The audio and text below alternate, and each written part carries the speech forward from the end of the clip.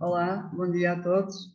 Agradeço o convite do meu mestrado em Design desde nada, professor Vitor Calhas, para esta moderação do designer Vitor Agostinho, a quem agradeço também a disponibilidade para participar no Drive.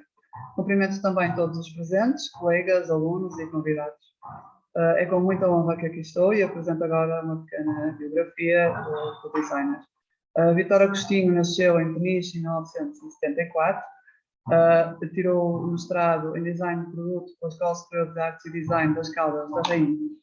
É um designer com uma experiência relevante de vários anos na indústria e participou, inclusivamente, na extinta M-Glass e, mais recentemente, reorienta o seu trabalho para um desenvolvimento mais personalizado e de alta produção, como resultado da sua investigação em cerâmica e vidro no âmbito do seu projeto de mestrado. O conhecimento destas duas dimensões, que é a produção em massa e a autoprodução, permitiu-lhe a oportunidade singular de desenvolver novos métodos de construção de produtos, criando novos processos de conformação de objetos que permitem a variação formal partindo de um mesmo molde, o qual denominou de moldes mutantes, mutant molds. Promovendo nos moldes uma abordagem experimental, o objetivo é desenvolver produtos que possuam uma história e uma forma única, que incorporem e revelem em si todas as decisões tomadas durante o processo de fabrico.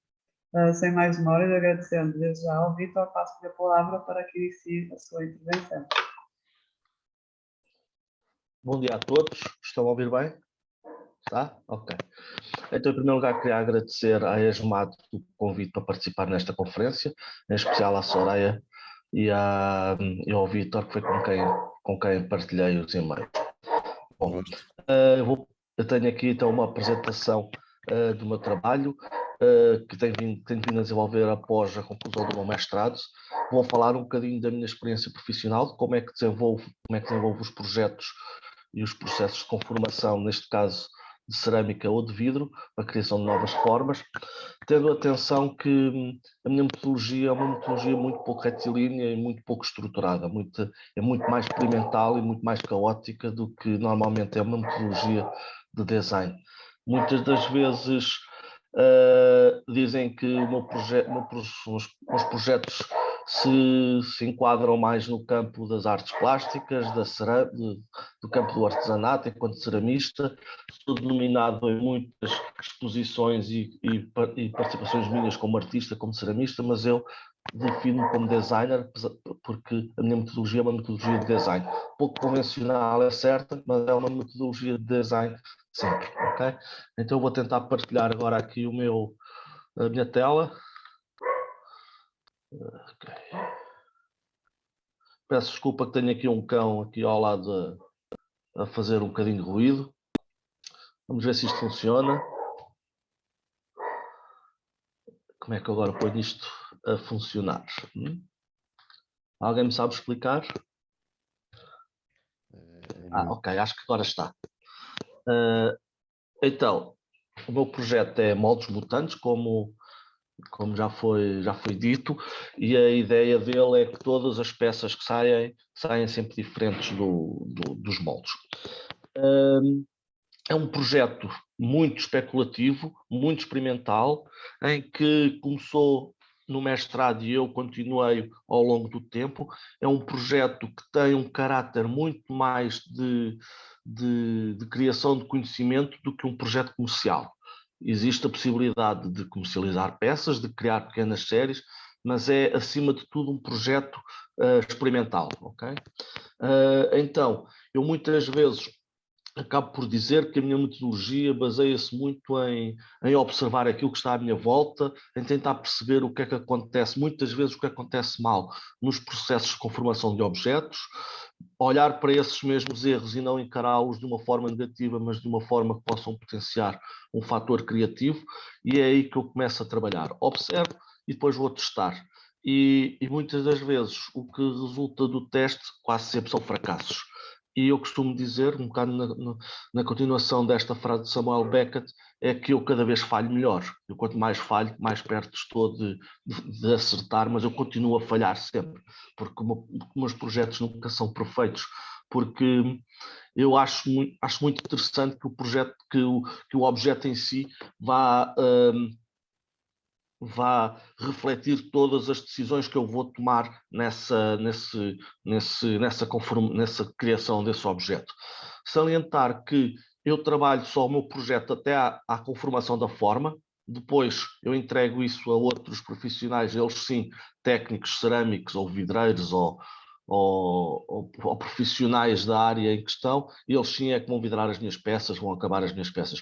Eu estou focado pura e simplesmente na concepção da forma. A partir do momento em que a forma está consolidada, eu largo não, mas dou nas mãos de pessoas que percebam um bocadinho mais do que eu. Eu sei mais ou menos como é que funcionam as curvas para cozer uma peça, mas eu não quero estar a entrar nesse campo porque dá muito mais gosto estar no meu ateliê fechado e a experimentar coisas. Ok? Então, os dois processos que eu vou mostrar aqui é a conformação, que é o enchimento por via líquida, em que isto em cerâmica, em que é colocada a barbetina líquida dentro de moldes de gesso e que depois, através da sua capilaridade e absorção do gesso, irá conformar as peças, e também o vidro soprado. Na maior parte das vezes, vidro soprado parado, porque as formas não são de revolução. Como eu estava a dizer, uma das coisas que este projeto se tornou bastante enriquecedor para mim é que conheci vários profissionais da área da cerâmica e da área do vidro que são fundamentais para que este projeto possa ser possível. E isso é muito interessante porque eu aprendo com eles, eles aprendem comigo e há aqui um diálogo muito grande com estes dois mundos, que é um universo mais prático e mais produtivo e um universo mais criativo e mais experimental. Eu, como também já foi dito, eu trabalho numa empresa de cerâmica de greso utilitário e aqui os moldes cerâmicos é para fazer tudo aquilo que não me deixam fazer da fábrica. Eu, quando digo não me deixam, é entre aspas, porque a fábrica, como devem imaginar, rege-se por condicionalismos económicos, funcionais, produtivos, etc. E muitas das vezes nós temos alguma dificuldade em conseguir passar alguma da nossa mensagem enquanto desenho de projeto. No entanto, com estes profissionais de cerâmica e de vidro, é muito engraçado porque eles próprios ao início diziam que era difícil fazer ou que iam tentar e agora estão sempre entusiasmados quando eu levo ideias novas que eles próprios querem explorar e eles próprios também estão a aprender, o que eu acho que é muito interessante nesta partilha de conhecimento. Então, moldes mutantes, como é que eu aqui, quando decidi que os moldes não iam repetir a mesma forma, eu achei que ia arranjar lenha para me queimar, como costuma dizer, não é? Porque os moldes têm em si o pressuposto de repetir a mesma forma e eu tinha que arranjar maneira que isso não acontecesse. Então a primeira coisa que eu fiz foi olhar para o molde, perceber como é que o molde funciona e desconstruí-lo de várias formas. É a maneira, se calhar, mais fácil, mais intuitiva, é a primeira ideia que se pode ter de acordo quando se quer trabalhar a desconstrução de algo, tem a ver com isto, que é desconstruir para voltar a construir. Pronto, então a primeira ideia que eu tive foi pegar num molde de uma peça que eu já tinha existente, numa jarra, numa tipologia de jarra, e simplesmente cortei o molde em vários pedaços, tanto na vertical como na horizontal, e depois voltei a unir com elásticos, de forma que a tipologia ficasse garantida. Pronto, aqui assim estou a entrar em contraciclo com uma produção natural de cerâmica, que é a de aumentar costuras. Normalmente pretende-se que haja menos costuras, eu aqui aumentei ao máximo as costuras que poderia ter esta mesma peça. Pronto, tem aqui um exemplo de várias fotografias do processo de construção do molde, ou desconstrução do molde. Aqui está uma fotografia onde eu mostro quase como é que o molde funciona, quase como se fosse uma máquina em que todos os elementos estão unidos por elásticos, como eu disse. Eu sempre que mexo um elemento de gesso, todos os outros vão ter que se reajustar entre si, porque eles estão todos unidos e estão todos a fazer força uns nos outros. O facto dos elementos de gesso, dos tacelos de gesso serem mais pequenos, torna-os mais frágeis. Eles vão se danificando ao longo do tempo, mas isso para mim não é um problema. Pode até ser uma mais-valia porque vai acrescentando pormenores e elementos à própria peça. Eu trabalho sempre num âmbito de autoprodução e de pequenas séries, no máximo faço 20, 30 peças, não faço mais do que isso. Não é que o molde não faça mais peças do que isso, desse número, faria com certeza 50 peças sem qualquer problema, mas eu prefiro que o molde fique num estado que ainda se perceba qual era o seu funcionamento e como é que ele trabalhava. Muitas das vezes, ou na maioria das vezes, como eu costumo dizer, o mais interessante muitas vezes é o molde e não a peça. A peça é uma consequência daquilo que eu fiz. O meu foco está no molde enquanto ferramenta, no molde enquanto máquina de produzir objetos, ok? E pronto, acho muito interessante o molde e muitas das vezes eu tento fotografar a peça e o molde para se perceber como é que eles funcionam. Bom, tenho aqui uma peça final do lado esquerdo, uma peça mais pequena, entretanto gosto de explorar os limites, não só da tecnologia, do material, mas os meus próprios limites, e então decidi, através de um convite, fazer peças maiores. Neste caso, passei de peças que continham 25 centímetros para peças com 50 centímetros de dimensão, em que eu, numa primeira fase, pensava que era igual, que só ia mudar a quantidade de matéria-prima a utilizar, mas não, há muita outra coisa que se tem que ter atenção, porque há muitas forças dentro do molde e os simples elásticos não funcionaram, então tive que pôr mais cintas, tive que pôr mais outro tipo de coisas. Depois tem outra coisa a ver, que é a maneira como eu vou manusear o molde. Normalmente o molde é um bloco único ou quase único de gesso para que possa ser facilmente manipulado, porque ele tem que ser colocado de pernas para o ar para verter o excedente da pasta, e neste caso uma peça com 50 centímetros de altura, com 15 litros de pasta lá dentro, a pesar se calhar 20 quilos, em que eu não podia fazer a força que normalmente se pode fazer num molde normal. Não tenho aqui nenhum exemplo, mas tive que criar um artefacto, uma espécie de uma grua, onde eu construo o molde em cima dessa mesma grua. Isto depois está preso e depois é que eu vou virar de maneira a que seja mais fácil essa mesma manipulação do molde. Salientar uma coisa também que, apesar disto ser um projeto extremamente manual, ou quase manual, não tenho qualquer problema em recorrer a processos de impressão 3D e de prototipagem rápida, porque muitas das vezes as peças têm que ter um caráter de exatidão muito grande, como é o caso desta jarra maior, em que os tacelos não estão na vertical, mas estão na diagonal, e se era quase impossível fazer isto à mão, com recurso a um serrote, cortar um molde já existente. Então fiz uma impressão de uma madre em plástico numa impressora 3D e depois repeti-os as vezes que eu queria para criar o mesmo molde. Na continuação desta questão da desconstrução, foi pegar noutro molde, aqui uma diferença na estratégia. O que é que eu fiz? Só os cortei na horizontal, mas quis que o molde tivesse o mínimo de espessura possível. Pronto, isto é um pequeno esquema de como é que o molde foi construído, ou como é que o molde é montado e depois é desmontado.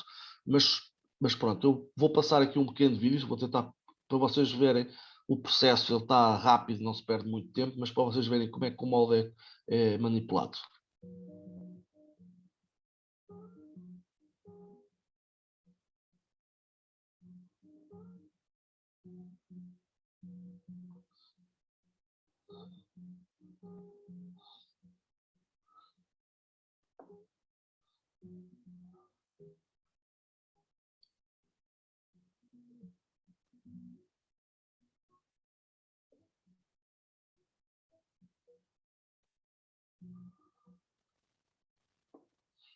Pronto. Por acaso, este projeto eu comecei por fazer umas experiências e depois foi uma marca que é a Victra que me desafiou a fazer um molde de uma jarra para repetir 30 peças. Pronto, mas como eu estava aqui a dizer, este molde não foi cortado, no princípio era para ser, mas depois não foi cortado, pelo simples facto que eu quis, mais uma vez, levar o material ao limite. Nós, quando falamos com os ceramistas, eles dizem que o gesso tem que ter sempre uma espessura de 2, 3 centímetros para não se partir, isso assim. E eu disse, está bem, então vou fazer com 1 centímetro, mesmo para testar. Pronto, estas são folhas de gesso muito, muito frágeis, elas vão se deteriorando ao longo do tempo, mas pronto, eu aqui mantenho a mesma ordem na construção da peça, mas podia alterar as peças. Praticamente impossível repetir uma peça aqui, porque não há nenhuma maneira de fixar as camadas de gesso de uma forma igual à outra. Muitas das vezes, quando as coisas correm mal, uma peça que corra mal é uma peça perdida, porque eu nunca mais a vou conseguir repetir.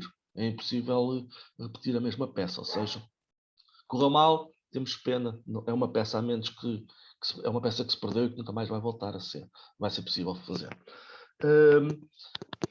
Agora, vamos passar aqui. Aqui também é um bocado o que acontece porque eu divido um espaço de ateliê com outros designers, neste caso, em concreto foi com o Samuel Reis, em que ele tem um trabalho e uma vez numa conversa dissemos, vamos então misturar os nossos dois projetos, acho que pode ser bastante interessante ver o que é que pode sair nos nossos dois trabalhos de mestrado, em que ele tem um trabalho que é o CERN, que sopra vidro para dentro de árvores já mortas em que tem o interior oco, e então pegámos no interior oco dessa mesma árvore e cortámos em vários níveis, vários andares, e depois fomos para a fábrica de vidro tentar fazer peças. E o que saiu foi este conjunto de peças de vidro, em que a única que é igual é aquela que tem a boca, que é a única que fica que é sozinha, depois as outras a gente pode alterar a altura, pode alterar a ordem dos elementos de madeira que compõem o molde. Pronto. Mais uma vez, os moldes aqui também são mutantes. Também foi um projeto que nós gostámos de fazer e ficou por aqui. Aqui se vê o caráter comercial ou a nossa capacidade comercial que nós temos, que é fazemos as coisas, fotografamos, metemos dentro de umas caixas e elas lá ficam até que depois nós nos lembramos, ou porque temos que apresentar o trabalho, ou porque alguém nos vai visitar e a gente encontra uma caixa com um projeto lá dentro. Bom, agora vou voltar um bocadinho atrás à minha infância, que tem a ver um pouco com uma obsessão que eu tinha com Legos e com puzzles e com brinquedos que tivessem a ver com construção. Isto veio refletir-se nesta estratégia que eu desenvolvi para criar peças. Queria dizer outra coisa, que é, eu tenho vindo a pensar também neste meu percurso enquanto designer e enquanto tendo um projeto de moldes mutantes, tentar perceber o que é a minha evolução, e eu estou a achar que quanto mais para a frente ando na minha investigação, mais para trás ando no processo de conformação. Ou seja, a primeira abordagem foi pegar no molde e desconstruí-lo, agora nesta fase já foi construir um novo molde. E vamos ver que mais para a frente vamos construir não só um novo molde, mas se calhar trabalhar novos materiais. E por último vou-vos deixar com um dos meus últimos trabalhos, que é trabalhar o processo em si. Ok? Vamos ver se temos tempo para lá chegar. Então, esta minha obsessão com Legos fez-me o quê? Fez facilmente criar cubos de gesso e empilhá-los de uma forma aleatória ou controlada, de acordo com a vontade expressa no momento, para criar peças. Ok? Então, fiz umas pequenas experiências. As peças resultaram bastante bem, gostei do efeito, mas achei que só cubos não me satisfazia. E então, mais uma vez, com recurso à prototipagem rápida, fiz aqui um estudo de alterações do mesmo cubo, onde sempre com ângulos de 15 graus fui fazendo modificações ao cubo de forma a permitir uma coisa muito mais orgânica e muito mais diferente. É engraçado que esta estratégia permite-me trabalhar a tipologia que eu quiser. Posso trabalhar uma tipologia à escala da mão, ou posso trabalhar uma tipologia até posso dizer mobiliário em cerâmica, não há qualquer problema. Haja um forno onde eu possa cozer uma peça que tenha mais do que 1 metro e lá estaremos para experimentar, para ver se é possível. Porque um cubo, só tenho é que ter cubos para o fazer. Pronto. Aqui posso mostrar atrás, voltando aqui um bocadinho atrás, aqui ainda como eram peças muito pequenas, aqui o facto de pôr só 4 grampos ainda era suficiente para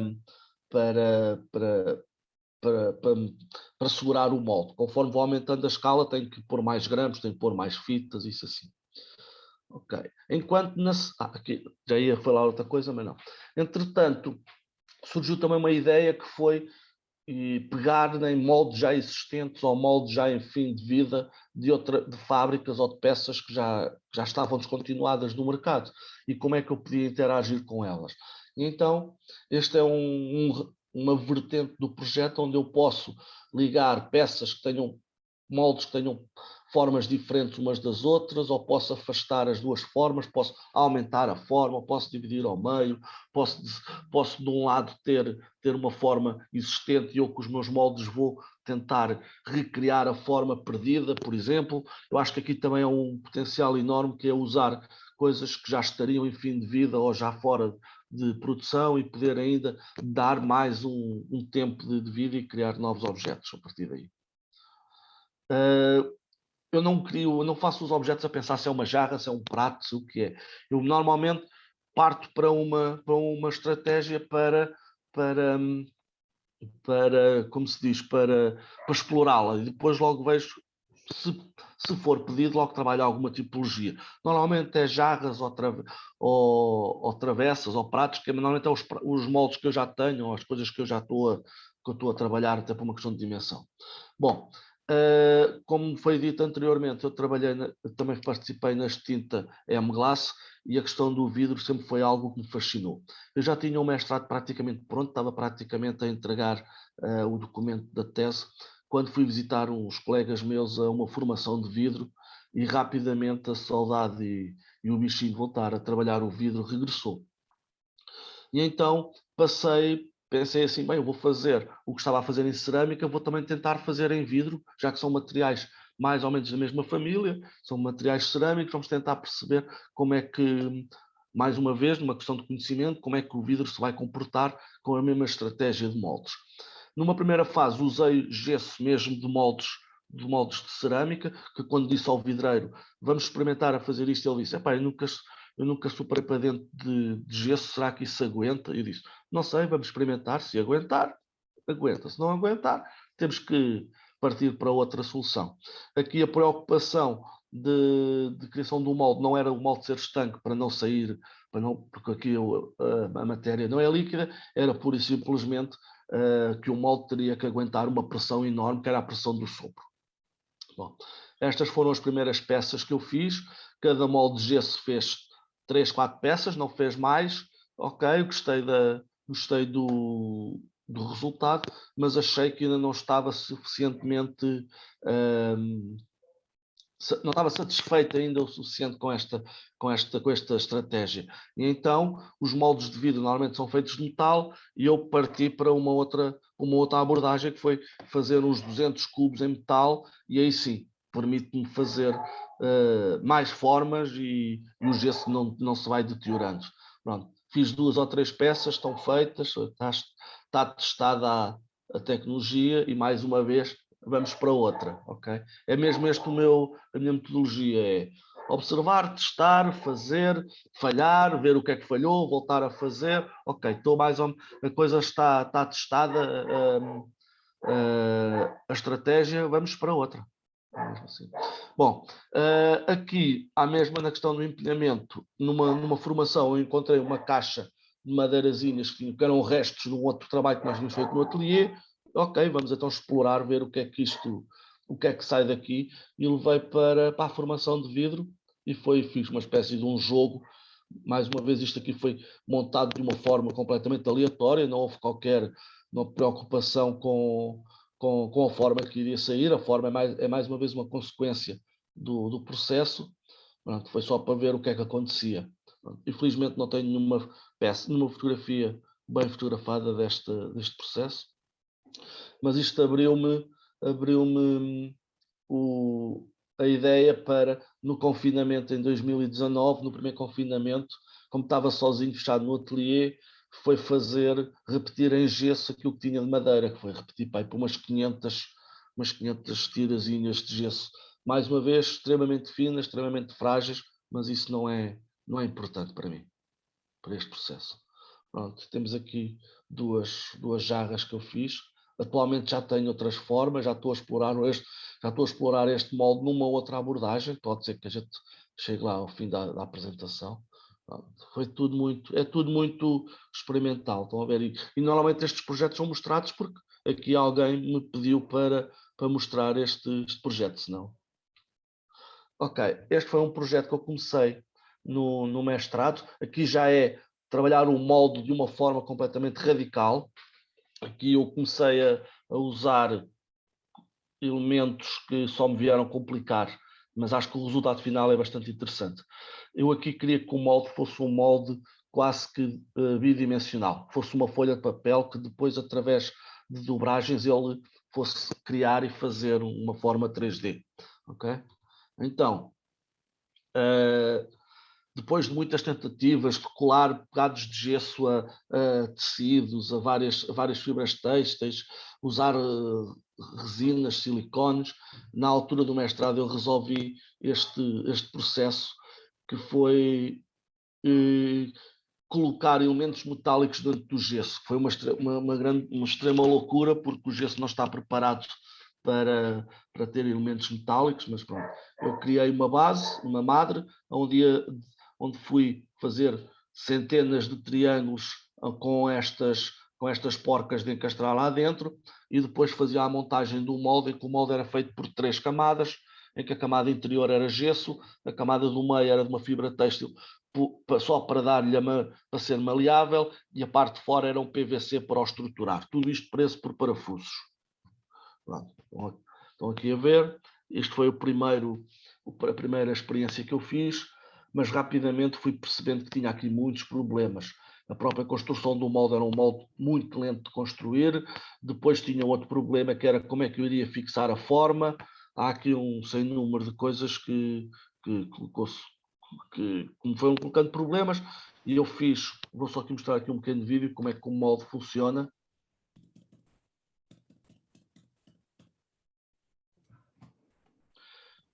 Ele é todo articulado, mas parar a forma não é muito fácil.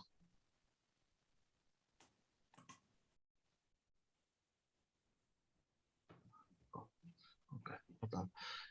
Entretanto, eu percebi que eu também reduzi as espessuras do gesso, porque fiz algumas experiências para perceber se o gesso com 1 centímetro era suficiente para absorver a pasta e conformar a parede das peças de cerâmica. Sim, é possível, só que em vez de demorar 25 minutos ou meia hora, se calhar demora 1 hora, pronto, ou 2. E então, ok, não há problema, eu posso esperar desde que o molde funcione. Então, a primeira experiência que eu fiz foi quase que fazer uma cama de barro ou de areia, ou como fosse, de algum material que tivesse à minha mão, onde eu colocava o molde dentro, de maneira que ele ficasse preso, assim, de uma maneira muito arcaica.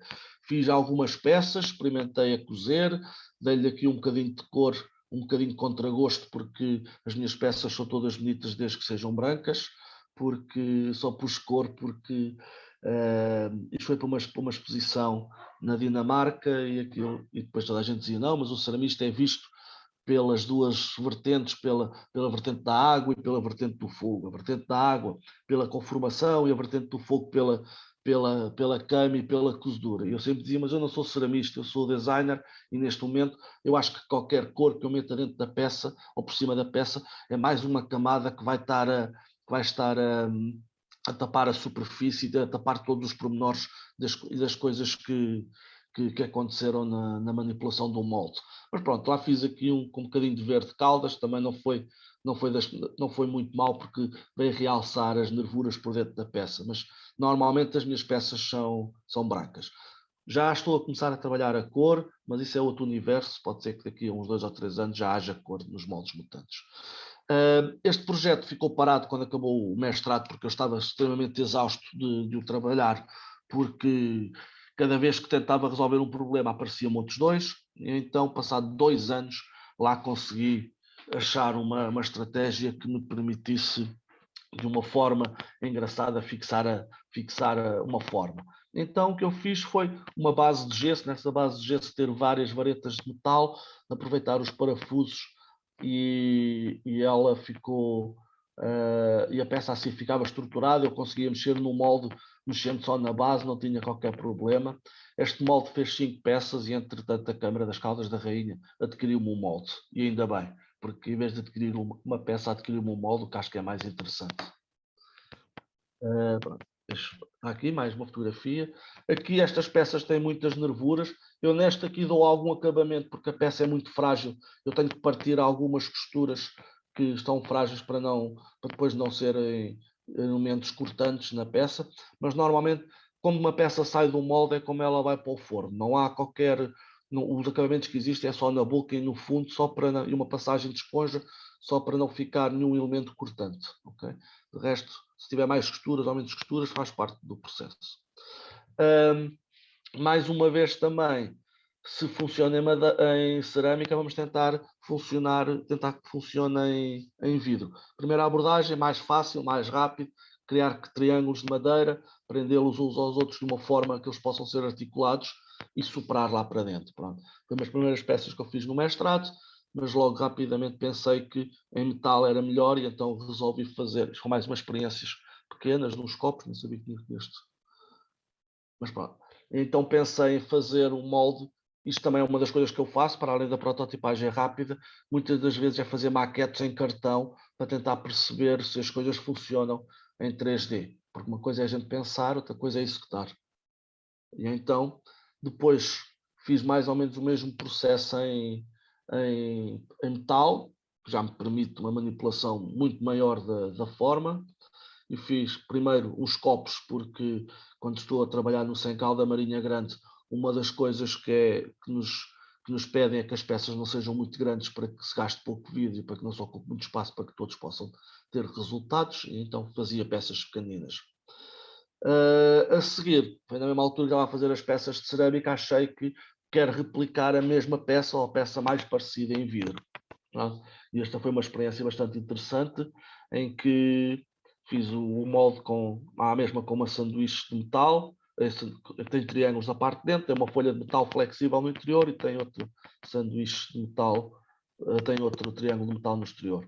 Curiosamente, estas duas peças e este molde estão em exposição na Cooperativa Árvore, no Porto, neste momento. Se alguém quiser vê-las ao vivo, estão no Porto. Vou pôr aqui um bocadinho de vídeo de como é que esta peça é feita.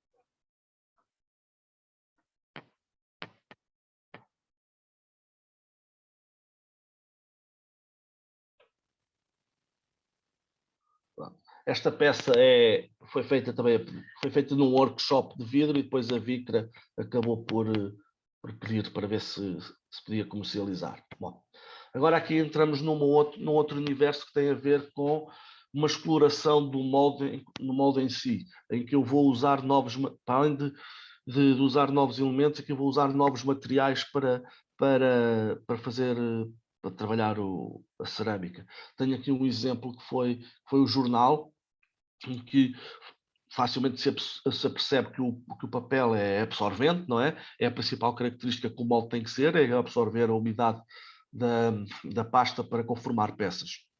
E então, o que é que eu fiz? Peguei num bocado de jornal, amarrotei, pus pasta lá para dentro para experimentar.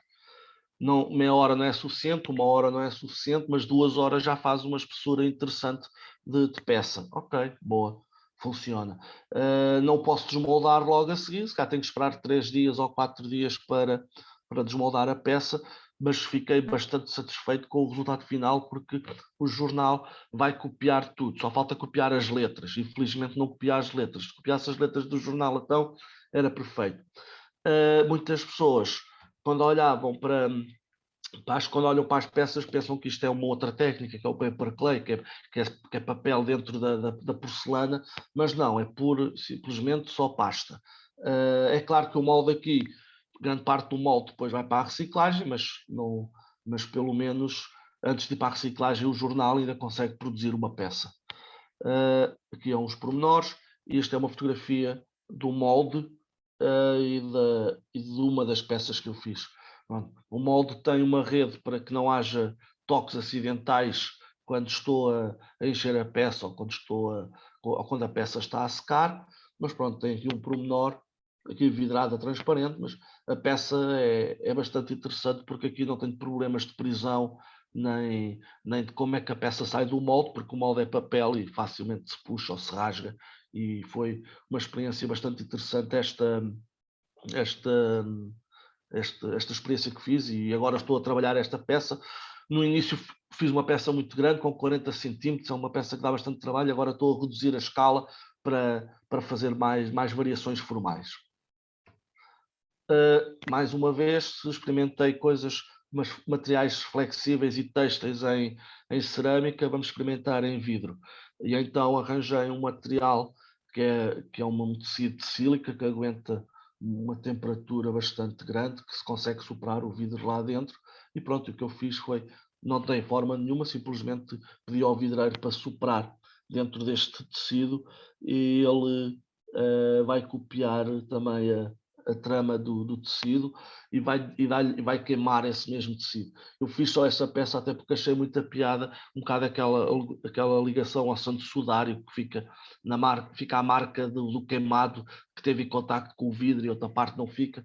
Então eu fiz só esta peça e não fiz mais, mas tenho que voltar a esta estratégia para fazer peças. Pronto. A ideia é falar com muita gente, olhar, perceber como é que as coisas podem ser feitas. Por exemplo, este material era um material que ia para o lixo e ainda bem que ia ser incinerado, porque acho que isto tinha substâncias que já não podiam estar em contacto connosco nas fábricas. Isto era um material com que se envolvia as pás de madeira para levar as peças para dentro do forno. Isto estava em avançado estado já de composição, e eu perguntei, então, mas isto é o quê? Isto aguenta temperatura? Aguenta. Então, e depois fui procurar em fábricas que produzem materiais anti-inflamáveis. Isto é um tecido de sílica, é o nome que lhe deram. Como nós estamos a ver aqui, como vimos para trás, era tudo muito formas ou muito geométricas ou muito orgânicas, muito sem formas, chamemos-lhe assim. E como eu gosto de desafios, uma vez disseram: tu fazes moldes muito giros, mas eu gostava de ver era fazeres uma coisa que tivesse ligação às Caldas da Rainha, isto um bocado um desafio pela Câmara das Caldas. E eu, está bem, então vou reinterpretar uma peça do Bordal Pinheiro ou das Caldas da Rainha. Neste caso foi uma saladeira em forma de couve, e então criei o meu molde mutante da própria couve. Fui falar com o modelador, perdemos horas e horas e horas a falar como é que isto podia ser. Ele estava sempre a pensar em fazer o molde de uma forma convencional, mas quando eu lhe disse que tinha uma peça exposta numa exposição na altura das Caldas da Rainha, ele disse: ok, tu és aquele tipo que faz moldes malucos, já sei o que é que tu queres fazer. Pronto. E então criámos 9 folhas de couve, todas diferentes, tiradas do molde direto de folhas de couve. Todas elas podem ser montadas dentro de um outro molde, uma outra estrutura. Posso alterar a posição delas, a ordem delas, a quantidade, e então a peça final que eu fiz é esta. Não está à venda porque foi só um exercício conceptual, e também há alguma semelhança. Aliás, as pessoas que não saibam como é que isto é feito pensam que isto é uma couve do Bordal Pinheiro. Pronto. Mas é interessante que eu consegui trazer uma forma já tradicional e antiga para atual. Ok. Aqui, por último, estou quase a acabar, para depois talvez tempo para perguntas. Faltam-me só 2 projetos. Este projeto é um projeto também um pouco louco, em que eu pensei assim: os moldes só funcionam se tiverem espaços vazios para se poder pôr a calda, a barbetina líquida. Eu aqui pensei: vou fazer um molde que é um bloco de gesso, e ele só funciona se eu tirar alguns elementos, ou seja, eu aqui posso fazer 2 peças iguais, ou muito parecidas, mas o mesmo molde pode fazer uma peça pequena, porque se eu tirar só um elemento, ou pode fazer uma peça grande se eu tirar todos os elementos. Pronto. Isto é o molde por dentro, que é uma esquizofrenia e uma loucura para o montar, mas a questão que se põe é: conforme as peças que eu retiro do molde, eu faço peças diferentes.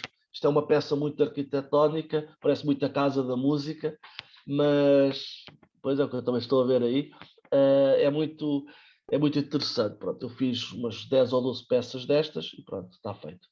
Pronto, mas aqui eu estava aqui a pensar como é que um molde pode funcionar. Se o molde, será que um molde que não tenha que só funciona se tiver buracos, então se não tiver buracos, será que funciona? Pronto, foi uma pergunta, acordei naquele dia com essa pergunta e então andei aqui a trabalhar este molde.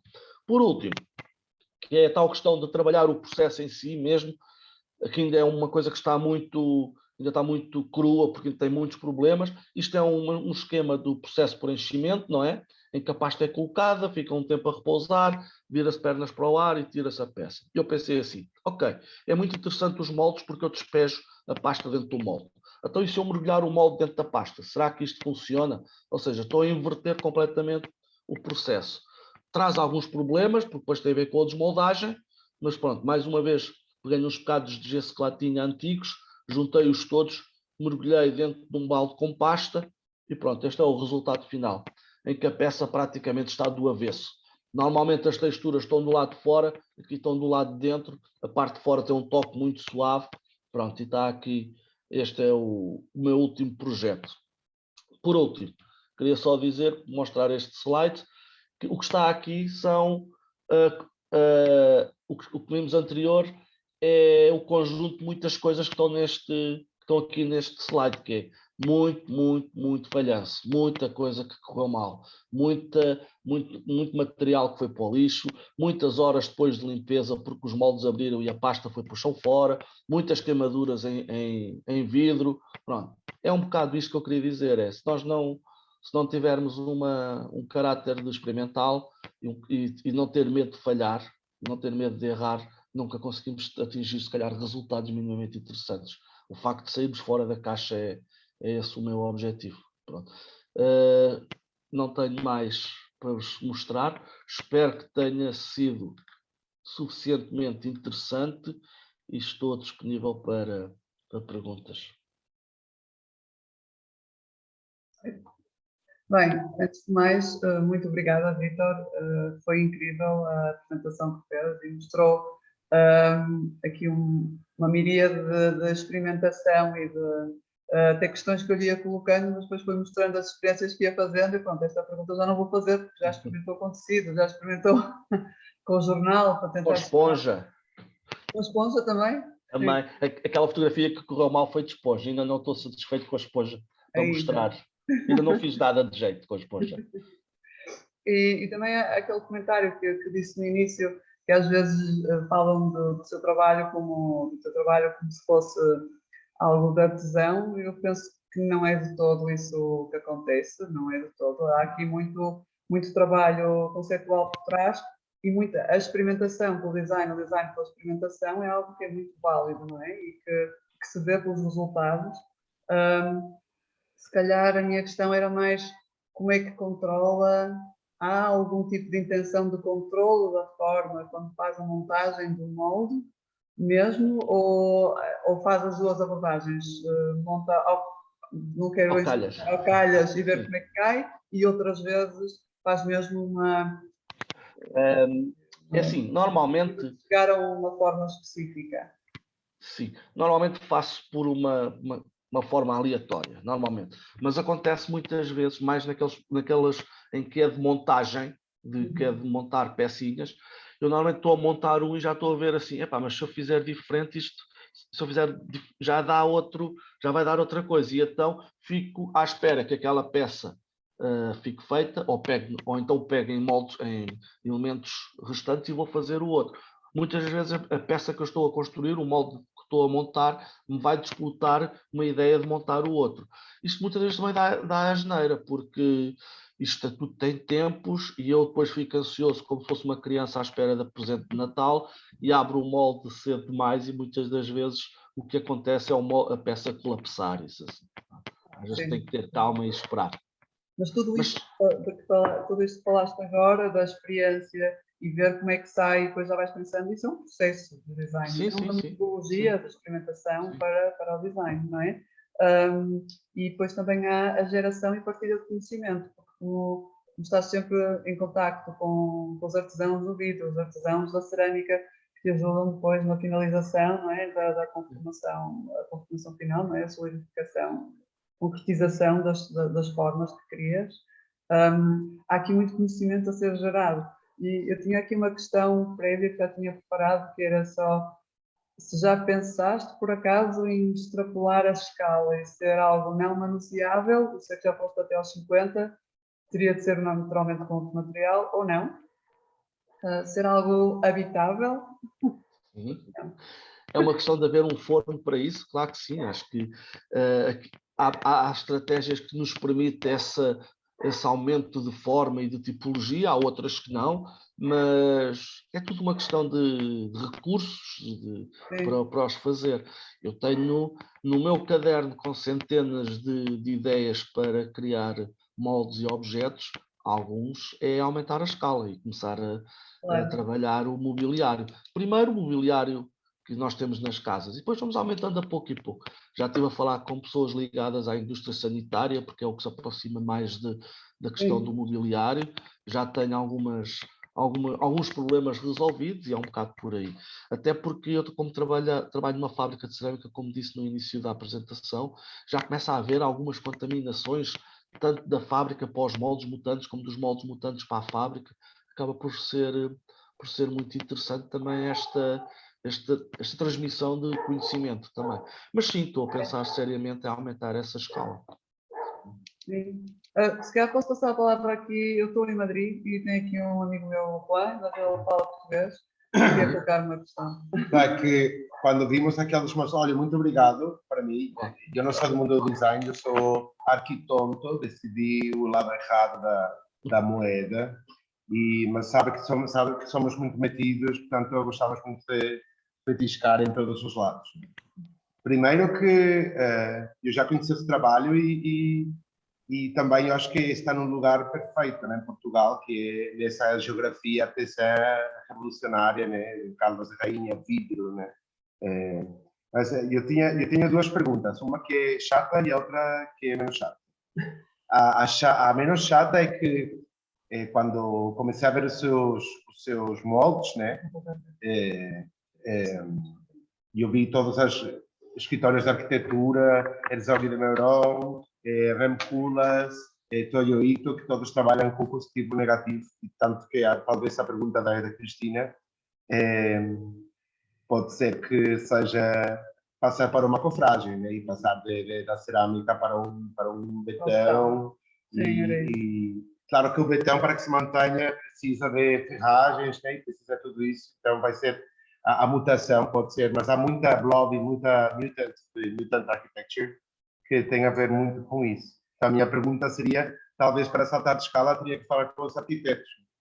E como é que lida nesse salto de escala, porque, por exemplo, o Chillida trabalhou muito com arquitetos também para fazer esse salto de escala, e gostaria de saber, primeiro, com que arquitetos que você gostaria de trabalhar. E a segunda fase tem a ver muito mais com a experimentação, que já não é só numa base de erro, é como é que uma experimentação no mundo da arte, né, que eu acho que o que você faz é arte, como é que uma experimentação no mundo da arte depois se transforma isso no mundo chato acadêmico de um paper, ou, entendes?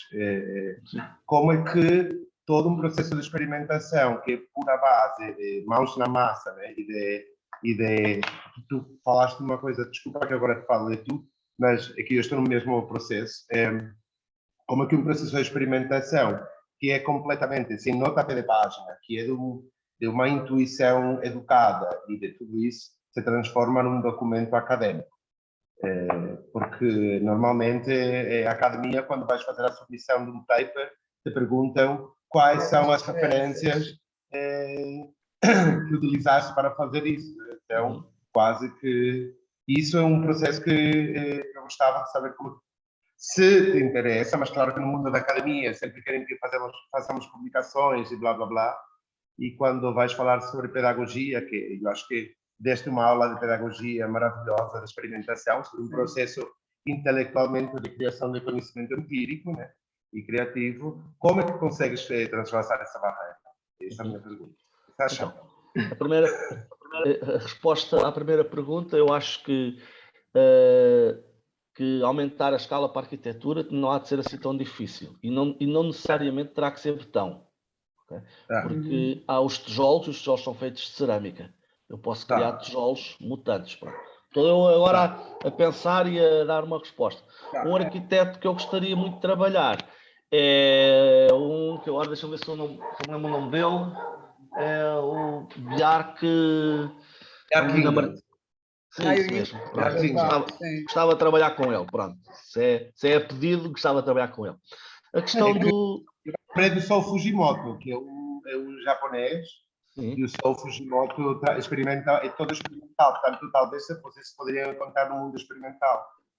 Mas siga. Em relação à questão da fundamentação, da questão da criação de papel, da questão da documentação desta mesma forma de criar conhecimento, não é fácil porque isto é tudo muito baseado na experiência, como o Juan disse, mas eu estou aqui num dilema mental e intelectual que é eu quero avançar nisto e quero fundamentar isto de uma forma mais académica e provavelmente vou fazer um doutoramento e possivelmente tentar entrar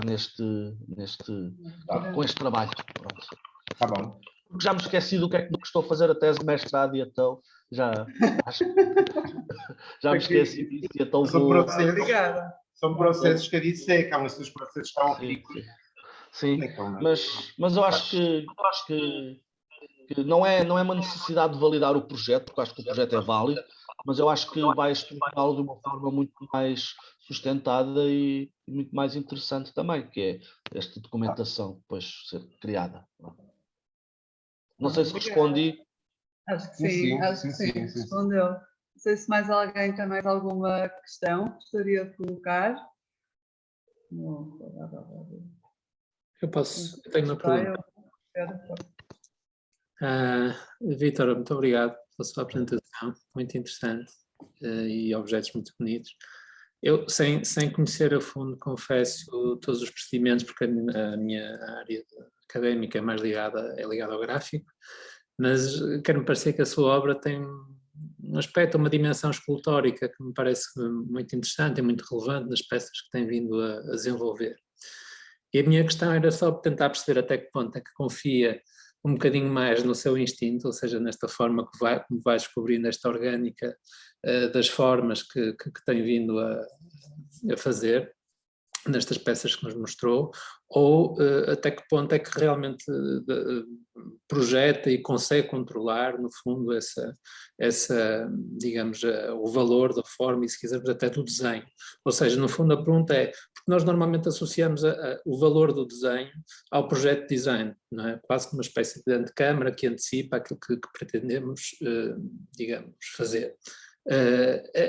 Aqui na sua apresentação provavelmente essa dimensão não nos foi apresentada.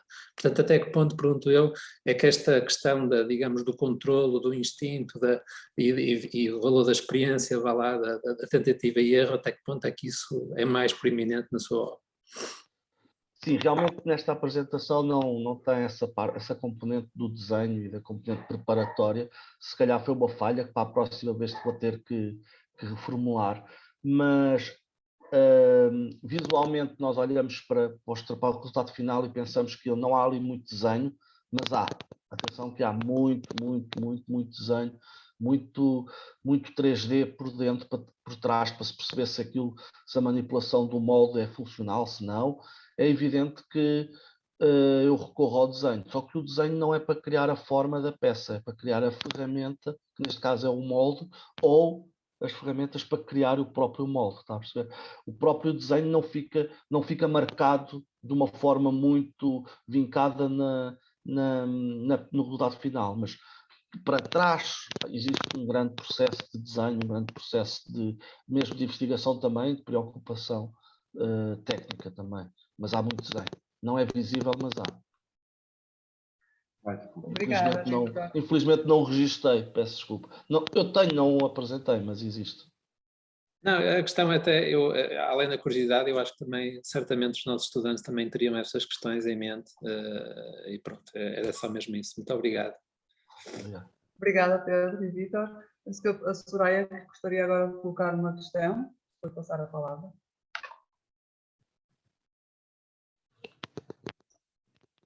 Não te estamos a ouvir, Soraya. Soraya, não estamos a ouvir. Ouvir. Agora sim. Ok. Acho que é o meu auricular que não está a funcionar, desculpem. Olá, Vítor, Olá. obrigada por teres aceito o convite para cá hoje. Já não falávamos há muito tempo, já não te vi há muito tempo também. É verdade. Bem, eu não tenho, acho que não tenho propriamente uma pergunta, acho que é mais um comentário, foi uma apresentação com muita informação. Alguma delas já conhecia, outra não conhecia aquele projeto em que tu fazes uma simbiose de moldes, uns teus e outros que não são teus, não conhecia esses resultados. Eu acho que os resultados do teu projeto, que são os moldes mutantes, é uma consequência do desenho que tu tens no molde. Normalmente, num projeto comum de cerâmica, nós desenhamos o objeto, depois transportamos esse desenho para o molde e depois, ou seja, nós sabemos mais ou menos o que é que vai acontecer. Nos moldes mutantes não se sabe exatamente o que é que vai acontecer e o desenho está debitado todo no molde. Ou seja, o resultado há de ser uma consequência desse desenho. Eu acho que este projeto tem esse lado meio de surpresa também, mas acaba por ser uma surpresa muito controlada. Tu falaste no início da tua apresentação uma parte mais escondida do nosso trabalho, portanto tu trabalhas numa fábrica, já trabalhas há muitos anos, acho eu, desde o mestrado que já trabalhavas lá. A par disso tens a tua produção e como tu definiste autoprodução, muitas vezes, ou seja, é por iniciativa própria que desenvolves esta investigação prática e muitas vezes tem consequências, ou seja, a Vícara chama-te, a Câmara das Caldas também te chama, outras entidades até internacionais também te chamam, portanto, existe, apesar de ser uma autoprodução e de um trabalho independente, não é? Depois acaba por existir uma relação a seguir a esse trabalho, porque alguém viu o teu trabalho e alguém acaba por, não diria validar, porque não é validar, mas acaba por ter interesse em mostrar aquilo que tu fazes. Portanto, não sei se temos tempo ainda para tu falares um pouco sobre essa autoprodução, porque muitas vezes no nosso trabalho, enquanto trabalhadores independentes, isso acaba por acontecer, não é pela ausência de encomenda, mas porque às vezes achamos que há coisas que nós temos na cabeça e que fazem sentido experimentarmos e projetarmos, e depois se houver alguém que esteja interessado, fixe, se não houver, pronto, continua a ser um projeto válido na mesma. Portanto, falar um pouco sobre isso e também falaste sobre às vezes um conflito que existe entre o designer e o artesão. À tarde também com o Henrique Ralheta vamos falar um bocadinho sobre isso por causa do projeto que ele tem, mas essa relação do design e do artesanato, eu sei que era uma longa conversa, mas onde é que termina, onde é que começa e onde é que termina? E o que é que tu, ou seja, dentro deste conflito, o que é que tu pensas sobre isso? Aonde começa e onde termina não te consigo dizer, Soraya, porque isso depende do projeto, depende de quem são os intervenientes, não te consigo dar essa resposta, assim como não te consigo dizer se muitas das vezes o meu trabalho é mais design ou se é mais de artes plásticas. Eu acho que é design porque é feito por um designer segundo uma metodologia de design. Se fosse um artista plástico, seria artes plásticas. E aqui a questão do artesanato tem a ver com a mesma coisa. Se for feito por um designer, é designer. Designer é design, se for um artesão, é artesanato. É só o que eu te consigo dizer. Tem a ver com a maneira como é feito, com a maneira como ele é projetado. Só. Agora, esta questão das fronteiras e dos nomes, acho que é só um recurso para nós nos entendermos quando estamos a falar, porque acho que essas fronteiras estão cada vez mais batidas. Então, porque senão, daqui a bocadinho, quem faz por impressão 3D também quase pode ser considerado, não é um artesão, mas é um craft, né? Pode ser um craft digital também, não é? Isso é uma polémica muito grande. Em relação à outra pergunta que tu me disseste, que tem a ver com a autoprodução. Sim, a autoprodução é uma maneira também de produzir objetos e nós cada vez mais a indústria não está na Europa, a indústria foi deslocalizada da Europa. Há designers que nem sequer querem trabalhar na indústria e a autoprodução é uma forma de produzir e de continuar a construir objetos. E no meu caso até interessante porque eu parto de processos semi-industriais ou quase artesanais, mas são formas, eu crio formas alternativas, processos alternativos. E acho que isso ainda não se enquadra na indústria, poderá vir-se a enquadrar, mas logo que se vê. Eu acho que neste momento a autoprodução é mais interessante para mim do que uma produção em série, pelo menos no contexto de moldes mutantes também. Não quer dizer que eu não gosto de trabalhar em produção em série. Não sei se respondi, se calhar não, mas também... Não deste. A questão da autoprodução até era mais do autoprojeto, não é? Porque, sim. porque tu, por iniciativa própria, continuas esta investigação prática que já tem bastantes anos, portanto muito consolidada, e é uma escolha tua, não é? Continuares, não é uma encomenda de alguém tu fazeres isto. E é mais nesse sentido, porque muitas das vezes nós designers, se não trabalhamos para alguma entidade efetiva, não é? Temos como recurso o autoprojeto, a autoproposta. Sim. Sim. Isso foi, só para terminar, isso foi quando praticamente uma das últimas questões que se pôs na apresentação do mestrado foi: tens aqui um projeto interessante e agora o que é que vais fazer com isto? Vais transpô-lo para a indústria ou vais trabalhar na questão da autoprodução? Eu disse, vou trabalhar na autoprodução enquanto isto me der prazer e gozo, enquanto eu achar que estou a evoluir, porque isto acaba por ser uma evolução também própria, entendes?